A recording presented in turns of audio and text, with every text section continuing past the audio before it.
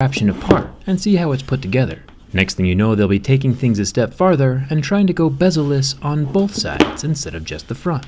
Totally fine with me. This video is sponsored by Audible. Let's get started.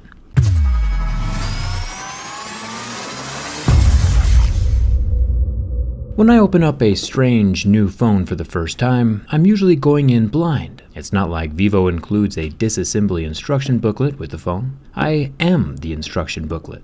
There are two visible T2 screws down at the bottom that can be removed, but then I'm left deciding which side of the phone comes off first. The rear, like most glass-backed phones, and the previous dual-screen Nubia X, or is it the front that comes off? I decided to heat things up and start with the rear. And I chose wrongly. The goal of these teardowns is to reassemble the phone and get it back together in one piece after I take it apart. So obviously we aren't off to a very good start. The phone still works though, just a cosmetic crack. So I'll turn the whole thing back off again and we'll try to enter the forbidden internals through the front route. We don't know the adhesive level of the phone since there's no IP rating, but I'm going to warm it up anyway, because that's just what usually needs to happen with modern smartphones. Now sliding my tools between the plastic edge of the big screen and the metal frame of the phone, we can start to see a gap forming, meaning this time we're going in the right direction. From a build perspective, having screens on both sides of the device makes it hard to tell which side needs to open first. And this phone is even weirder than I anticipated. When lifting off the screen, the entire phone body comes with it. Battery, motherboards, and everything is attached directly to the screen. I did not see that coming. Removing the screen leaves only the metal frame and secondary rear screen behind. The back panel does have two ribbons snaking up towards the motherboard. I'll unscrew the 5 silver Phillips head screws holding down the long metal ribbon cable bracket, and I'll unclip the sensor ribbon, but I'll leave the screen ribbon intact for now. I kinda wanna see if we can get both screens working side by side instead of front and back. This might not be the smartest thing to do, but I've already done dumber things today, so what can it hurt? Might as well see if it's possible while I'm in here. I got both screens situated side by side, and I can press the power button with my finger, and it looks like we're successful so far. I can use the 3-finger slide trick to transfer the screen from one side of the phone to the other, and since the phone still thinks it's in one piece, it works. We should totally try out one of these apps to see if that works too.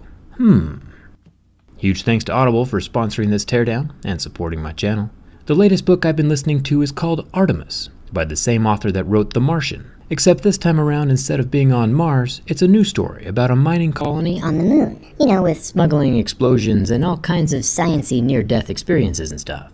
You can get a free audiobook when you try Audible for 30 days. Just click the link in the description, audible.com/jerryrig, or text the word jerryrig to 500-500, JERRYRIG. You get to keep the book even if you cancel the service. Audible also has something called Audible Originals, a full range of exclusive titles only found on Audible. Whether you're in it for the entertainment or keeping your mind active while learning new things, Audible's worth a shot. I use it regularly while at the gym or driving. Audible.com/jerryrig. I'm really glad that worked, and the phone is still alive. I'll put it gently back to sleep so we can continue deeper inside. Unplugging the battery like a little Lego, and then I'll move over to the AMOLED screen connector ribbon and pop that off, releasing the back panel and the rear screen. I guess technically the rear screen can be replaced without replacing the whole housing, but with the weird circular camera lens thing, it's hard to say for sure how exactly that might happen.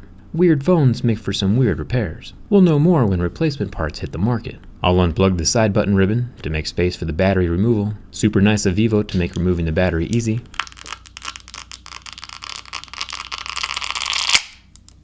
No broken pull tabs, and no damage done to the 3500 mAh during removal. There are 2 more Phillips head screws holding down the long silver plate over top of all 3 rear camera connectors. Then I'll find the 2 more screws over top of our little friend, the headphone jack, up here at the top corner. It's got its own little metal plate.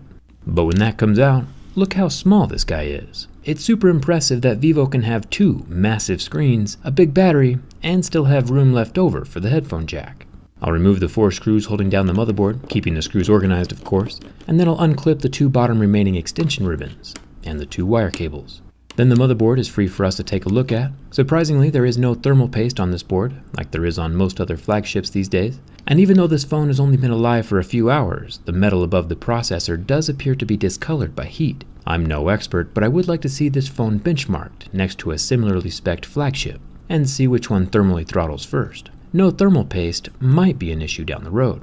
Up here we have something called a TOF camera, or time of flight. It's a self-contained 3D system that measures distance and can produce some pretty cool 3D renderings of objects. I think Vivo is mostly just using this for fancy beauty modes in the camera settings for right now, but the future applications might be pretty fun. There are 2 regular cameras in here as well, a 12 megapixel main camera with its 2 megapixel depth sensor sidekick. The main camera does have optical image stabilization, and both cameras are housed in separate units. If you remember from the durability test, this phone has a speaker grill on both the front side and the back side. The ambidextrous smartphone can make calls from either screen, and the earpiece inside is what makes this all possible, allowing sound to escape from both the front and back of the speaker. Pretty cool. The vibrator motor is this cute little guy over here on the left. It's an eccentric rotating mass motor, a bit different than the coin style or taptic vibrators we are used to seeing these days. But even though it's an older style vibrator, it still gets the job done. Remember, this phone does have an in-screen fingerprint scanner, which is hidden down here at the bottom, under the 8 screws, one of which has a warranty void sticker on it, which means we should probably stop the teardown. Just kidding. Man, that joke never does get old. I'll pop off the protective metal plate over the extension ribbon and under-screen fingerprint scanner connector. Then I can remove the loudspeaker. This thing does have a bit of the water-resistant mesh covering the speaker hole, which is good. For the charging port board, I'll unplug the extension ribbon and the white wire cable, and then the board itself can just shimmy out of the frame. We see a bit more of the water resistance here around the USB-C opening with this black rubber ring. We also have a square white water damage indicator residing next to the SIM card tray. If you remember, Vivo was the first smartphone manufacturer to introduce an in-screen fingerprint scanner back in 2017. Back then it was a literal square chunk of the screen that made repair pretty impossible. But this time around, Vivo is using the same style of sensor that we saw in the OnePlus 6T, a simpler version. Quite literally just a camera that shines up through the display to take a picture of your fingerprint. You can see the hole in the middle frame that lets us view the underside of the AMOLED screen, and the light from my personal phone can shine up through the screen into the hole. It works the other way around as well. When the screen is turned on, it lights up your finger with an animation, so the camera underneath can take a good picture. Thumbs up for that. Vivo is definitely one of the leaders in innovation right now. They've been making some pretty phenomenal and unique phones. I'll get the charging port back into place, along with the loudspeaker and the 8 screws holding everything down. Then I'll get the 2 rear cameras back in place and scooch the motherboard down over the top, making sure that no ribbons get pinched underneath. The itty-bitty but always useful headphone jack snuggles down into its slot in the frame, and then I can screw in the motherboard, slide the battery back into place, and make sure all the ribbon cables are plugged in, with the metal brackets holding everything tight. Since both front and rear screens are pretty difficult to replace, this phone's not going to be winning any repairability awards, but at least the battery can be swapped out pretty easily. And now that we know how the phone opens, that particular step will be easier in the future as well. I'll take both of the rear panel ribbons and clip them onto the motherboard, along with plugging in the battery. Then I can screw down the large metal plate that keeps the connection secure. I'll turn the phone on before sandwiching it back together just to make sure everything's working, and lucky for us, everything still functions. The triple finger swipe still swaps screens, and let's just pretend I opened up the phone right the first time around and I didn't damage anything. Alright, I don't see any cracks, do you?